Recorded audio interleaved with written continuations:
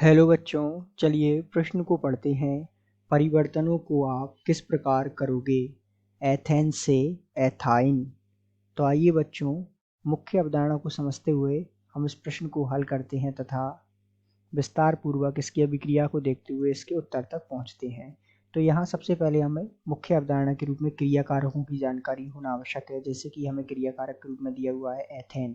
Ethane का सामान्य सूत्र होता है C2H6। इसी प्रकार हमें पहुंचना है एथाइन तक, अर्थात उत्पाद हमें क्या बनाना है, एथाइन जो हमें प्राप्त करना है। तो एथाइन का सामान्य सूत्र होता है HC और त्रिबंध CH, और सामान्य रूप से इसकी क्रिया विधि की जानकारी होना आवश्यक है। तो आइए हम क्रिया विधि को समझते हुए हम जो है एथेन से एथाइन तक पहुंचते हैं और विस्तार पूर्वक क्रिया विधि की चर्चा करते हैं। तो सबसे पहले हमें दिया हुआ है एथेन C2H6, इसका नाम है एथेन। तो एथेन की अभिक्रिया यदि हम करा देते हैं Cl2 से, किसकी उपस्थिति में, प्रकाश की उपस्थिति में, अर्थात Hµ, तो यहाँ क्या निकल जाएगा बाहर, हमें मिल जाएगा HCl बाहर निकल जाएगा, ठीक है। और यहाँ मिलेगा हमें C2H5Cl। यहाँ तक हम पहुँच चुके। अब यदि हम इसकी अभिक्रिया करा दें एल्कोहलिक KOH से, तो एल्कोहलिक KOH क्या करता है, बी हाइड्रो हैलोजनीकरण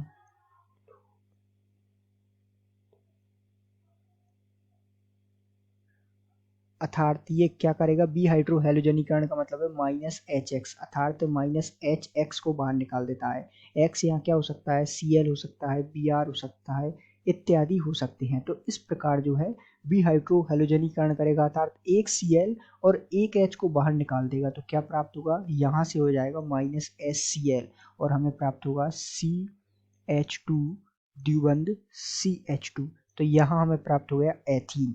अब यहाँ तक हम आ गए, ठीक है, एथीन प्राप्त कर लिया। अब इसकी अभिक्रिया हम आगे देखते हैं, अर्थात हमने क्या प्राप्त कर लिया, एथीन CH2 द्विबंध CH2, और ये इसका नाम है एथीन।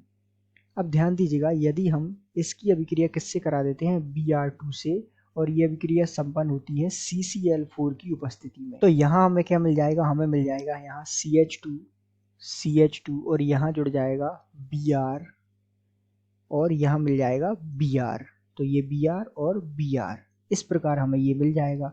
अब यदि हम इसकी अभिक्रिया किसकी उपस्थिति में करा दें, NaNH2, यह जो है इसकी उपस्थिति में यदि हम अभिक्रिया करा दें, तो इस प्रकार यहाँ से हमें क्या प्राप्त होगा, यहाँ से 2 मोल क्या निकल जाएंगे, HBr, ठीक है, अर्थात एक Br ये इसके H के साथ और एक Br ये इसके H के साथ बाहर निकल जाएगा, और यहाँ हमें मिल जाएगा HC और यहाँ त्रिबंध CH।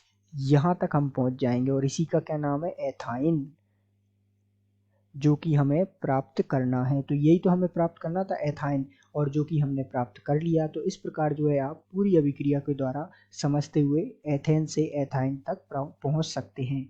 तो आशा करते हैं आपको समझ आया होगा। धन्यवाद।